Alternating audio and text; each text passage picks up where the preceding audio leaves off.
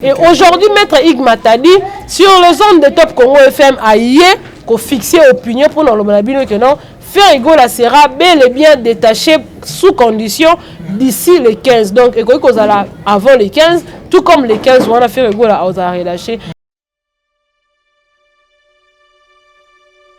Mutu oyo ba accusé soit baluku ba condamné injustement justice nzambe ya rapona okata makam nango nanda ko société koloba que Ferregola aza criminel te oyo peut-être que non ba ko condamné à vie à écoper peine moko boye ya servitude to ya prison ya libéré non.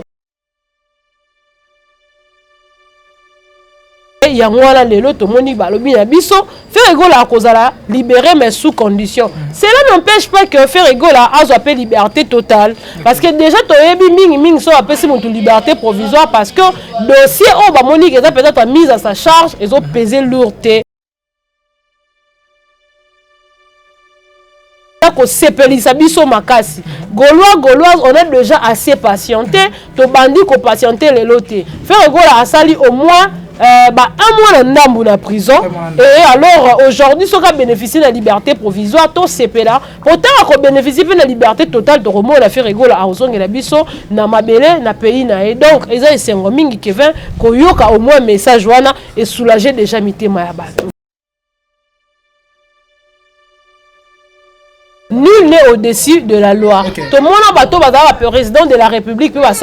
condamner. Les Jean-Marc Kabound, peut-être se faire voir peut-être géant, il va faire face à la justice après va propos tenir contre le président de la République. Donc nul n'est au-dessus de la loi. Ferregola c'est un citoyen, donc il doit aussi répondre peut-être dans un appel moi à la justice. Ce qui Ferregola a qui répondre à la convocation, c'était faute, il y a changement d'adresse. Peut-être que non, on a un problème sanitaire, ne pas permettre bon peut-être que la bicycosa soit à propriété, il faut qu'il y ait un étranger, ne qu'il y ait un étranger, mais au cas contraire à côté à la wana pour balandela makamale malembe. Et moi je pense pas que ça sera aussi pour très longtemps de retenir hier attends la liberté provisoire, on ils attend et belé non. En fait, tout le monde, chacun de nous a sa façon de soutenir Mutuna. Moi, peut-être que dans la salle vidéo, il y a aussi la fiche. Mais il y a bien ça juste parce que bon, ça compassion à Bango, à l'égard, il y a leurs frères où ils allaient faire rigoler. En tout cas, tous a vraiment reconnaissant à Bino, tous Bino, merci. Parce que pendant que Batumsu Baoya pour nous déstabiliser Ferregola, Bino Bola qui s'est Ferregola Boza va vrai frère nae et surtout que Boza pe bana ya wenge. Bola qui s'est bena Boza ba wenge men ya solo parce que c'est le scram so to koloba baza bano bon ben la Ferregola papa leki parce que Ferregola en la musique azal leki ya wer Antoine parce que aza mwana ya suka ya clan wenge. Muto yo ndeko na artiste a mema nzela ya poto a commissaire le biloba lo ba a ça la promotion ya musique na e a comment na ye ko sala promotion ya ndeko na artiste musicien a comment porter parole tout le monde to yebi bilo molingi ni ezate ke no kuki o yebi kuki mutu akunki abikuki mutu ayembaka banzembo ya bêtise mutu ayembaka banzembo otindaka bana ya bato bakende kosente mutu oyo ayembaka banzembo ebotaka bakuluna mutu oyo ayembaka banzembo otindaka bato na komela babangi mutu oyo ayembaka banzembo epesa baposa nzoto mutu nyonso to ayebi donc mutu akunki aza wana mpona osala promotion ya ndeko na ye artiste aussi longtemps ye moko mpe amibengaka bamusicien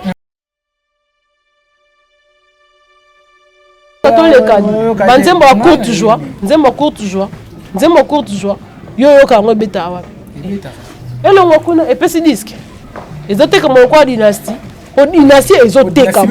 na Amazon ezoteka makana na Amazon te dynastie azoteka papa dynastie azoteka na ba plateforme streaming nyonso ba plateforme les to ezoteka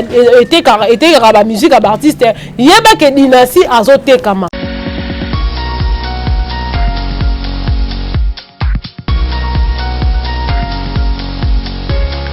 Voilà, bonjour tout le monde, bonjour chers internautes, je vais sur Afrique Centrale Télévision, c'est bien moi le vendeur Kevin, Mohamed Saïdi, ça a toujours été un vrai plaisir pour moi de vous savoir tellement oui qui me suit dans ce moment. Merci à nos fidèles partenaires, merci à GMU des Stars Congolais, merci à Réseau Sans Fil, merci à Massolé Abanakini, merci à Congo LC News, et merci également, enfin, particulièrement à Boss Israël Simoni, et merci à Boss Francis Mavimpi. Moi, je suis le PPLS, le Meka, la Katia Ville à Orléans. Et merci à Golinga qui est derrière la caméra. Et merci à la bande de Cognos, qui a été confiance et fidélité dans la chaîne. Et surtout, pour les éléments qui sont comme Bilay, les besoins de l'Arabiso, et tant d'autres mots de Salabien. Et l'autre sur la piste concernant Mademoiselle Ferrigola. Interpellation, oui. Et là, ça fait déjà quelques temps où les rôle, les amis qu'on a reçus, les par défaut, les amis pour 45 jours. Et 45 jours dépassés, l'autre monde qui les amis jouer comment il rôle à suspense et l'autre comment on a point de vie, les amis qui a en vite et lobby, tout le monde qui les amis point de vie, la maître Ig. Matadi Wazali, avocat et puis conseiller affaires là dès le début de ça à moi mise au point concernant affaire en autre dossier en mode nous avec déjà il y a une probabilité la date fait ça qui dit sur la redévoiler pendant awati je crois la resola ngo mingi na mi ya bandit ko kene ba précision mingi concernant libération topé l'enge faire la rosala vraiment pour bénéficier de la liberté et que la l'enge de provisoire que la définitif déjà non mi ya besoin na plateau bonjour non mi.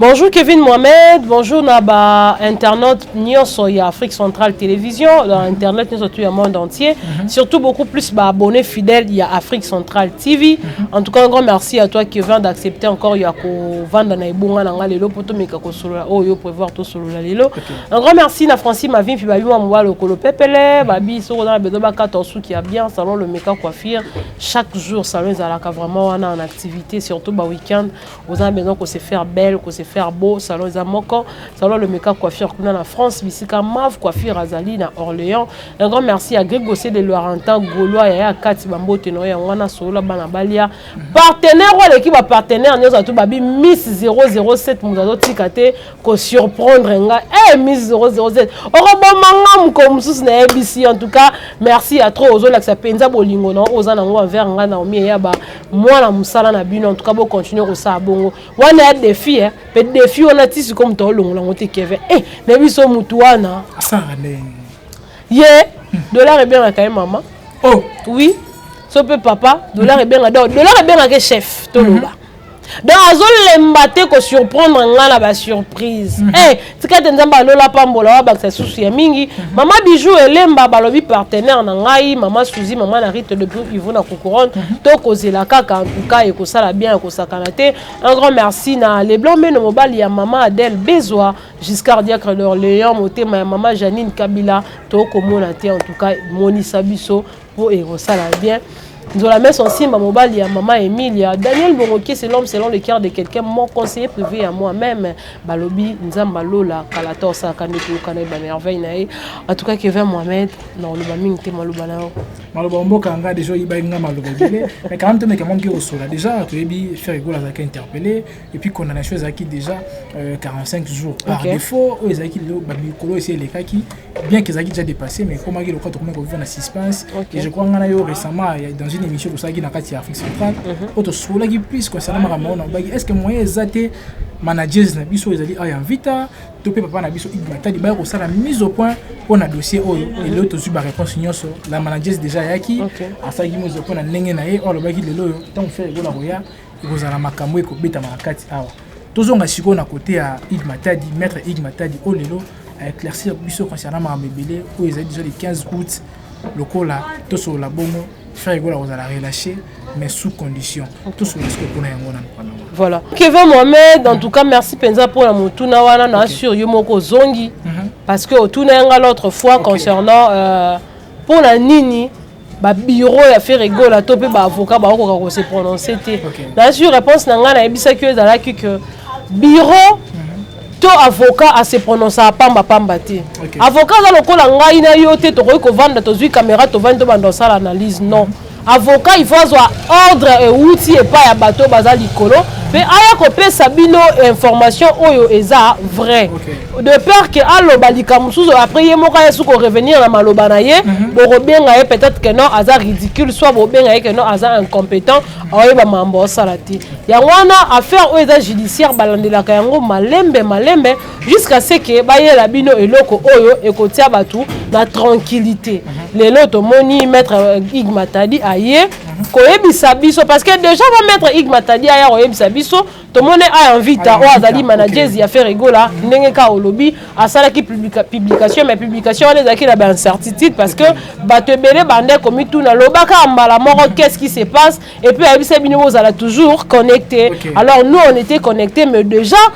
na ndenge kaka ya ba bureau pe informaka ba yebisa biso que non faire rigola akozala libérer les 15 et aujourd'hui maître Ig Matadi sur les ondes de Top Congo FM aye ko fixer opinion pour dans le bonabino que non faire rigola sera bel et bien détaché sous condition d'ici les 15 donc et kozala avant les 15 tout comme les 15 on a fait rigola aux a relâché donc ils ont déjà essengo ya ko sakanate pour la biso ba gaulois en tout cas tozo pe ça peut nzambe lokumu parce que nzamba échouaté. OK. Mutu oyo ba accuser ye soit ba lugu ba condamner injustement justice nzambe ya rapona kata makamna nanda ko société ko loba que faire rigola aza criminalité oyo peut-être que non ba ko condamner à vie a écopé peine moko boye ya servitude to ya prison ya libérer non j'étais toujours en train de dire que non a sali acte moko boye oyo tellement aza la face ya justice ba ko libérer mbala moko te parce que justice c'est bon aka ala article par article attala par rapport peut-être il y a fait oh il y a sali et puis voilà aroya ko zo décision na souka ya peut-être que non par rapport to monique mais c'est fait rigola bataringe aza libéré mais il y a ngwana lelo to moni balobi na biso fait rigola kozala libéré mais sous condition. Cela n'empêche pas que fait rigola azo appelé liberté totale parce que déjà to yebi mingi so appelé si mon liberté provisoire parce que dossier oh ba monique est peut-être mise à sa charge et ont pesé lourdé. Donc ba otala malembe ne fait rigola banda ko kende ko zongaka de temps à autre na tribunal ne ba koyeba tant au bango bakokata makambu pour que a bénéficier la liberté n'est totalement. Donc c'est là ezako sepelisa biso makasi. Gauloise on est déjà assez patienté to bandi ko patienter les lotés. Faire rigola asali au moins un mois dans la prison et alors aujourd'hui ce qui bénéficie de la liberté provisoire tout c'est là pourtant qu'on bénéficie de la liberté totale de Romo la fait rigola à Ozong et la biso na mabele na pays na et donc ils ont essayé mingi Kevin koyoka au moins message wana et soulager déjà mitema ya bato. Voilà déjà là c'est un message clair au lelo maître Ig apesi batu lelo mais au moins faire rigola c'est un grand artiste il faut le bananengi ya bien là déjà comme on a les lois justice française pour le Bakeno, Frégo aurait coupé jamais la territoire française, comme quoi il faut aller la possession Marambo Tina Souka, au moins que non Frégo là quand même logique, ça honnête Marambo. Est-ce que Bazako Bangatel au rôle à faire des avis du Bosso Banek au convoqué, qu'on s'est présenté, Bazako Bangé par rapport à dossier à Bogo. Ceux qui par exemple Bazaki réguler les Bosso, Banga peut-être un accès à Bimana du Ban et territoire. Au fait, exactement que Bazo Bangé la justice, non la justice on pense à Makam Loko à Bissoté. Justice c'est la justice. Ko sala te pour na ko sepelisa Kevin to basala parce que fait rigola za grand artiste nul n'est au-dessus de la loi to mona bato bazala président de la République pe basala ni ba condamna et le Jean-Marc Kabund o aza peut-être abandé ko se faire voir peut-être géant yewana doit faire face à la justice après va propos tenus contre le président de la République donc nul n'est au-dessus de la loi fait rigola c'est un citoyen donc il doit aussi répondre peut-être dans l'appel moi à justice ce qui fait rigola abandé qui ko répondre te na ba convocation c'était faute il y a changement et adresse ba courrier ba bande ko tinda e bande ko kende na adresse oyo fait rigola zala kalisusu te et né yango ki ko causer que moi eloko wana ko salama parce que abande ko se présenter te et quand on a vu fait rigola na aéroport bon tellement que to bande ko luka bande ko se présenter te l'occasion pour nous parce que ce comment na ba même na mboka na biso so dans le dossier de la justice et que ba luka yo amona ka ote yeba ke ba otike la yo ba plainte même na ba aéroport mukolo oyo linga obima bakotala par rapport à casier judiciaire na yo so moi que non mais c'est Kevin Mohamed azala rechercher la justice pour tel attends motif et bante mais baby quand même que justice ezo lukao du coup ba ko interpeller ou ko azala intercepter voyage na au kindarote donc c'est comme ça justice et ça la mabongo ba ko banga que faire rigola a déplacer le territoire na été na mboka nyonso to ça mabongo on a la liberté mais sous condition on ko déplacer to que na territoire aussi longtemps que makamno est à moins peut-être que non on a pas problème sanitaire ne ba ko permettre bon peut-être que la bisiko za ba soin eza à propriété il faut que na étranger ne ko na étranger mais aucun contraire à kotika la wana pour balandela makamale malembe. Et moi je pense pas que ça sera aussi pour très longtemps de retenir attends la liberté provisoire ils ont temps et belé non, je ne pense pas. Donc Ferrigo là n'ira bénéficier de la liberté provisoire comme aussi il va bénéficier de la liberté totale. Voilà, biso mais c'est ça que ba banque ça justice par rapport à nous. OK. Mais toi tu es masqué au côté maître Iga et Penga lobby Ferrigo là sera peut-être serré de relâcher plutôt na ba date sur le baki je crois d'ici les 15 août on a déjà tout est les mawana. On va la relâcher quand les 15 août on a tout avant les 15 août on a quoi ça l'appelle. Te maître Iga a précisé ça peut être aussi avant les 15 août. Avant les 15 donc tout pendant compter misa plutôt on a juillet. Donc tout comme pas qu'on va relâcher les 31 juillet et à l'avant et d'ici les donc ils ont adverbe je crois adverbe de temps d'ici on a adverbe de temps donc tu vas compter les lots soit tu as occupé aux appels relâcher le pourquoi vous comprenez donc ça dépend seulement kaka la justice n'est pas déclarer que le non Ferrigo là abimi les lots Ferrigo là mais ça sera d'ici les 15 et qu'on dépasse les 15 mais maître Iga a précisé lobby ça peut être avant les 15 voilà avant les 15 déjà les lots naïbique Ferrigo là le temps qui interpellé il y a tellement des artistes au bataki basaki message de soutien il y a même cela au basaki même ba vidéo pour relaxer bolingo na bango à l'égard ya Ferrigo là les lots bagé bande ko basaki bongo mais les lots il faut tout la sincère parmi bande ko nyonso de l'ensemble ils ont la Célio Scrum et moi mki na moni bena Serge bien la mais plus non mona na Célio Scrum oh les lots abimisi même il affiche moko wa comme quoi au senga lelo bandeko bagolo nyonso ba accompagner ba la marche de soutien pour na Ferrigo là ba senga la liberté totale pour na Ferrigo là déjà il connaît sur nos hommes. Bon en fait tout le monde mutuna so na ko chacun de nous a sa façon de soutenir mutuna et moi peut-être na koya na sali vidéo yo au sale affiche mais il y a bien ça juste là parce que bon là ça compassion à bango à l'égard il y a leurs frères où ils allaient faire Ferrigo là en tout cas tous ça vraiment reconnaissant na bino to sengi bino merci parce que pendant que batumsu ba oya pona luka ko déstabiliser Ferrigo là bino bola ki si Ferrigo là boza ba vrai frère na et surtout que boza pe bana ya wenge bola ki si pena boza ba wenge men ya solo parce que ba c'est le scram so to ko koloba baza bano bo benga Ferrigo là papa leki parce que Ferrigo là en la musique azaleki ya Weranson parce que aza mwana ya suka ya clan wenge donc abeta na Weranson na wenge oya munene ya clan wenge avant ba koma na wenge maison mère oyo akoma ki chef d'orchestre. Donc Ferrigo là azali papa ya Célio Scrum. Merci beaucoup Célio Scrum l'artiste. Na ndengo zo la ksa bolingo na pour na Ferrigo là. En tout cas, il faut déjà qu'on ait sabino que na volume 2 album Dynasty, bon moi on appelle Célio Scrum ayembe na Ferrigo là. Et donc Ferrigo là ayembe pena na bande connait ya wenge. Déjà Ferrigo là dès qu'il sera libre, deuxième volume et album Dynasty est déjà livré et vous serez servi dans ce sens-là. Donc merci beaucoup. Bon continuez vraiment à soutenir Ferrigo là dans tous les sens né pour soutenir et surtout s'il s'agit de soutien sincère et ça abiso bien ma casse même nzambe na likolo a pambola bino voilà dès qu'on a bi que na mutaza na manière na ye ya relaxa compassion na vis-à-vis na ndeko na et voilà manière ya c'est le scrum ya ngwana ya organiser marche ya soutien parce qu'il a besoin ya mona Ferrigo là totalement libre. Là déjà c'est le organiser marche à soutien mais na moni bande ko mususu na ngam na bango bazo finga bazo critiquer c'est le scrum comme quoi ça va bien au ça que non donc c'est Ferrigo là bima alinga ma casse ko likabatu. Des questions bon te Ferrigo là déjà linga c'est le en tant qu'indeko na ye musicien et puis en tant qu'indeko na ye à moi na maison mère. Azata te ya bango bazana besoin nini. Asala makambo kuki azo sala ne ba mona ke na osala bien parce que na lobby eza ko te ke alinga makasi muto osala po muto alinga makasi biso to yebiye muto yo ndeko na artiste me menzela ya poto a commissaire le lobby lo ba asala promotion ya musique na ye a koma na ye ko sala promotion ya ndeko na artiste et musicien a koma porter parole tout le monde to yebiye bilo molingi ni eza te ke no kuki o yebi kuki muto akuki yebi kuki muto ayembaka banzembo ya bêtise muto ayembaka banzembo tinda bana ya batu bakene ko sente muto o ayembaka banzembo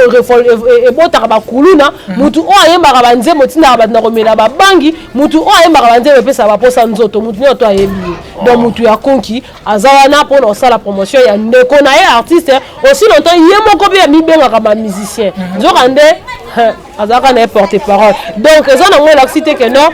c'est le scrum on sala bon pour faire rigola linga mingi te azola ki sa bolingo na ye et pas ndeko na et peut-être faire rigola lingi mingi et ça problème te aya ndeko na ye ata lingi voilà alekisa pene kata ndeko pene efe rigola ya solo azolakisa bolingo na ye bino bolinga yeni ke lokola bango kuna bandeko finga lokola baleshe moto azala na problème ya succès ti lelo na nzoto succès eboya ye nzoto abeta makasi na place nini abeta place nini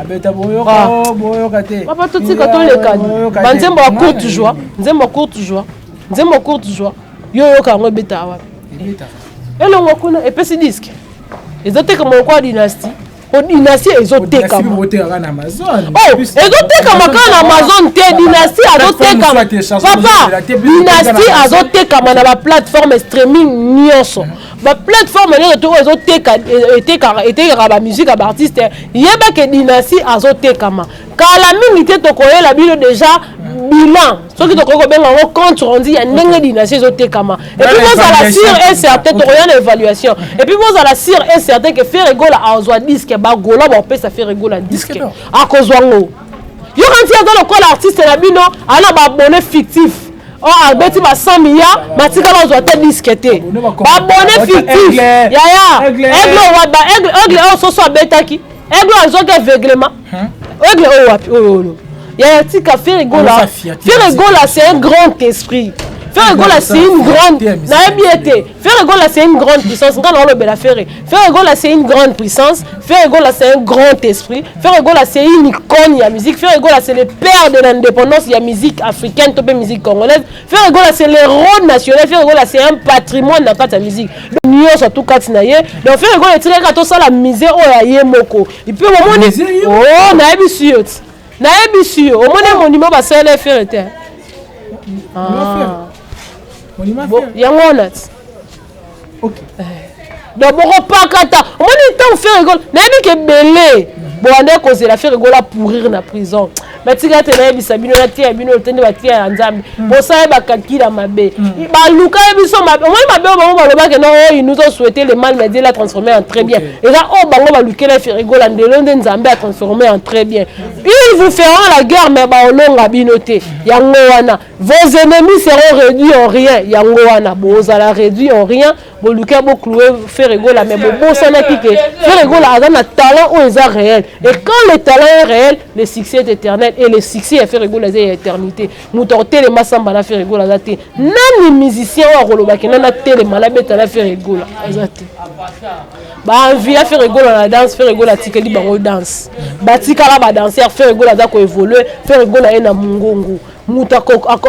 aza comparable na Ferregola na musique aza te Ferregola en prison Ferregola en prison musique peut emprisonner na papa tika biso babiloko wana kotsaka bango na baran ya bafere te na lobi kotsaka bango na baran ya bafere te parce que baza batu ya niveau ya fere te bango baza bakoko lokola babina filene babakoko bafere ndenge bango babakoko bafere kotsaka bango wana te Ferregola wana mwana wengeti siko bina fila uta pa Fabregas za mwana ya Ferregola benga Ferregola papa leki est-ce que oyebi yango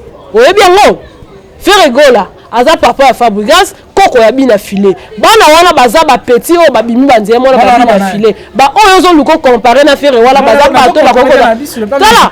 ngai so na vandi na plateau tuna kanga mingi dynastie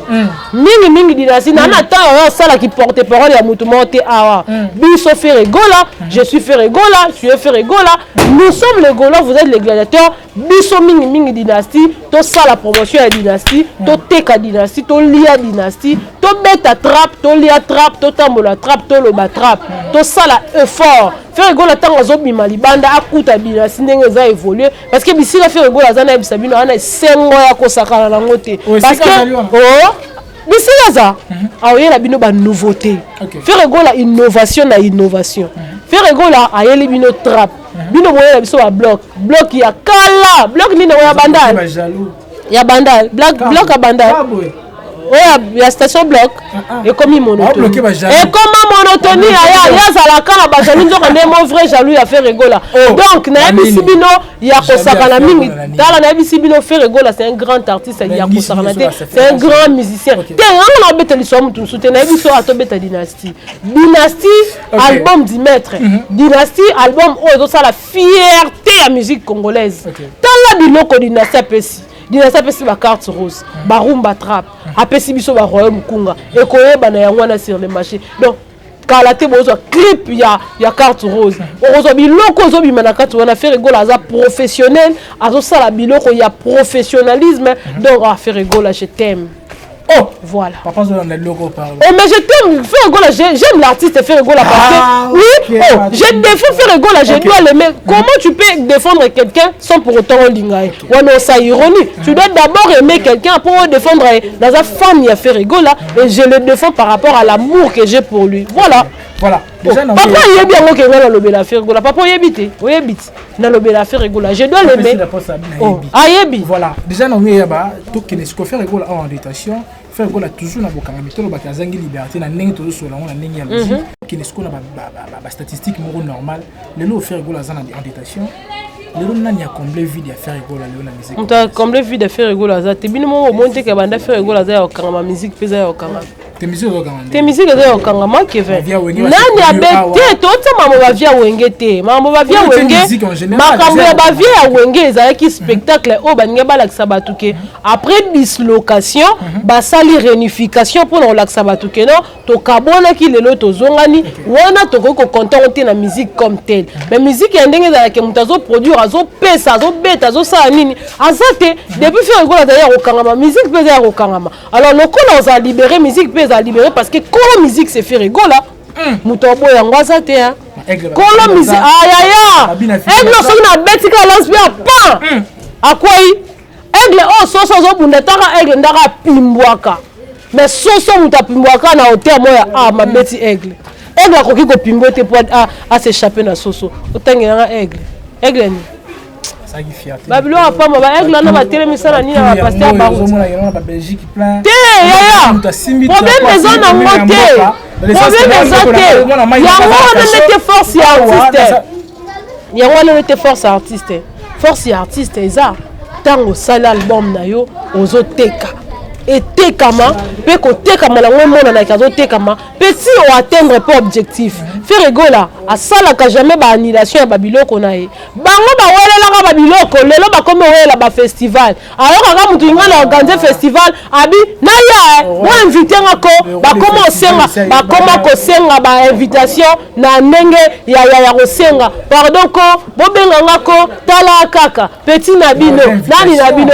tika ya kosenga aboyaka festival aboyaka ba festival osuka te aboyaka festival alobaka biso to ba festival te lelo mutu azobattre record ya bata ba festival ezaye mpona oyisa bino ke non bakoluka kokoma lokola fe rigola me bakokomaka lokola fe rigola te parce que babenga yango nini nzambe nanga français ngo babenga yango nini nzambe na ngai copie ezalaka originalité te voilà authenticité reste l'authenticité l'original reste l'original faire rigola za incomparable na musique congolaise faire rigola ana lignée ya ba rochero mutu oyo azo représenter ba rochero valablement c'est faire rigola na mongongo na musique na composition c'est faire rigola mutoni yango azati faire rigola na incarcération musique peut être incarcéré bon c'est pas parce que moi étant azo bima afongola na nyasa azo bima na musique d'ailleurs okangama voilà Kevin, tu as une question, ma question Sili. Natindi Kidiba. Ah, il faut tika Kidiba. Natindi Kidiba siko. Makamba faire banotika binoka Kidiba. Boluke. Tika binoka Kidiba. Nengo tika Kidiba. Nengo bo tika Kidiba. Ah, OK, po. Tika bango basangana ba ebele. Sans polémique na ba ko pakata. Ba pakata. Ba tika. Moi quand on tika Kidiba on. Oya kilumbukila. Tika Kidiba.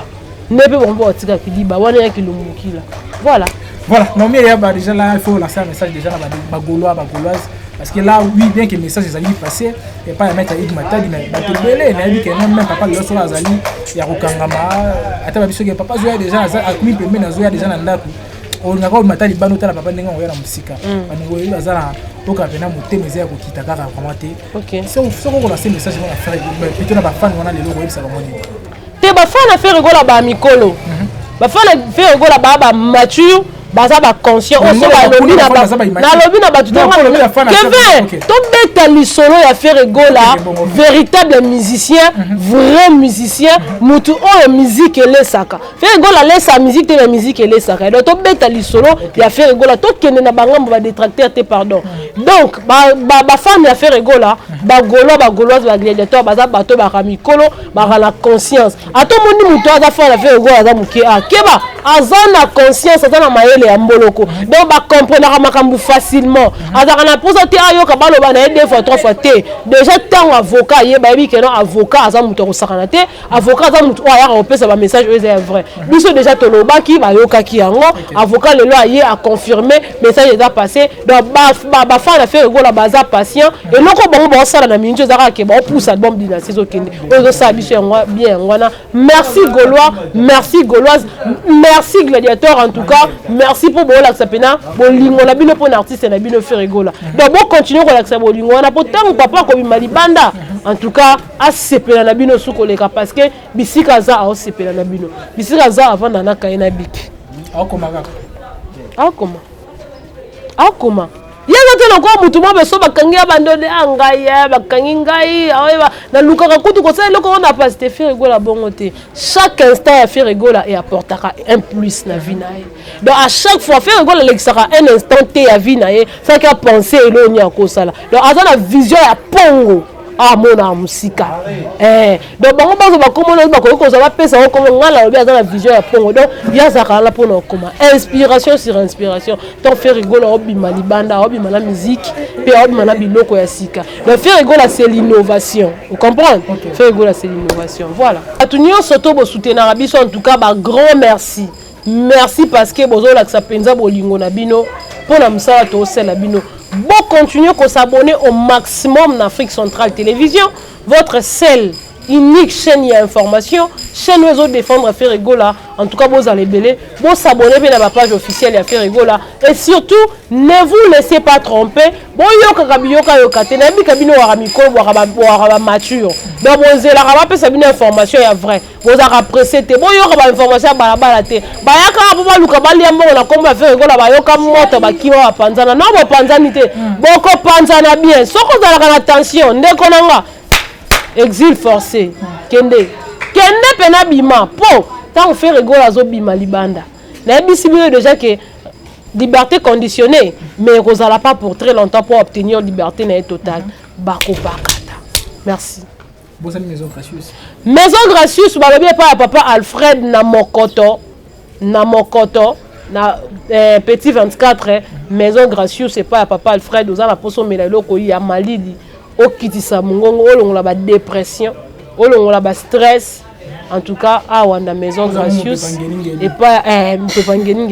et pas papa gracious en tout cas et ça la bien ko sakanate mbote na pesi yango na Dominique Ekoto balobi le boss Dominique Ekoto muto amemaki biso lobi na bisika to lia kintaba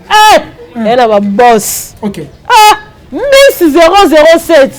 boss a ko sakanate ba bi partenaire privé talane na olela olelo mabe en tout cas muto on a défini aussi quoi ça toi numéro 1 unique à ton genre. Donc on a peine Gaulois à cela de soutenir, faire rigoler de soutenir, mais bah soutenir. Si tu es dans la Daniel Mongoké, c'est mon amour chéri. Un gros bisou à toi. Un beau ténor. Merci. Voilà, merci beaucoup. Et là, c'était là, non mais Yaba, mon corps bandeko tout sur la année de temps à autre. Surtout là, tout ce qu'on peut savoir, éclaircissement sur l'affaire et faire rigoler et tout ça qui a mis pour la pizza. Pour les aguilles, pour ça la mise au point. Tout le bisou tout ça moi ma cambo les ala qui te met en éclairci bandeko moi mine parce que bandeko musu comprendre qui pizza. Voilà, malamu ko les aguilles mettre ik matadité. Tu me dis moi que ko na éclaircissement de bolandi biso na boké binyoso et non mais Yaba de expliquer ngana zaka Gaulois te je crois ba ndeko ba ko ba déjà na komi Gaulois na komi celui nani ni Gaulois ni warrior ni nani na zaka au milieu du village na makaba ndeko pona ko sala ka belema pona ko sala ka musala et tendance à to kopesa ngo pona ni parce que ba ndeko nyonso baza ko sunga et écriture na biso et kende biso déjà merci à Blodi Ngambi pour avoir derrière la caméra merci à Jérès Simoni depuis les USA merci à madame Karine Kololombo qui na bosanité. Il y a la troisième position, mais il y a mérité pour la première position. Francis, ma vie, moi, on va le pepele, salon le meka, on n'a pas su qui est kitoko, on n'a pas mis ça la pena, et l'engine, on n'a pas mis ça la ka, on a su qui est babisu ke za adresse za moko na salon le meka wana nde makambo bien zalaka donc baotia ba coin baotia mo pe libanda na kati te libanda donc ndeti ngabo ka pe libanda na yebi mère moi afana na ko na ba je ne sais pas na makasi mais batia ngo libanda ya na kati te libanda. Voilà, déjà merci à vous et merci na espace Tozali, espace Gracious et si ko ba ngi so vraiment pour ça rabelema kitoko manzaba baksa ni espace Gracious comme on a bossani papa na biso Papa Alfred babi Papa Alfred na yami biso bisiko bien que to milité to liété mais quand même tozo espace pour na l'émission na yebi ke nzamba ko tcha loboko et mama bien kozala pour que mosale ke ndi liboso ba na tozo sur l'espace pour jouer la ça que non baza vraiment na besoin mosale ba ndelo mo pe ke ndi liboso ndi lo lingi to kaboli esika oyo na Papa Alfred déjà to mona ni balasima et to kozala wana pour ko pesa ka bino toujours le mai kitoko et d'ici là pour te bien bye bye.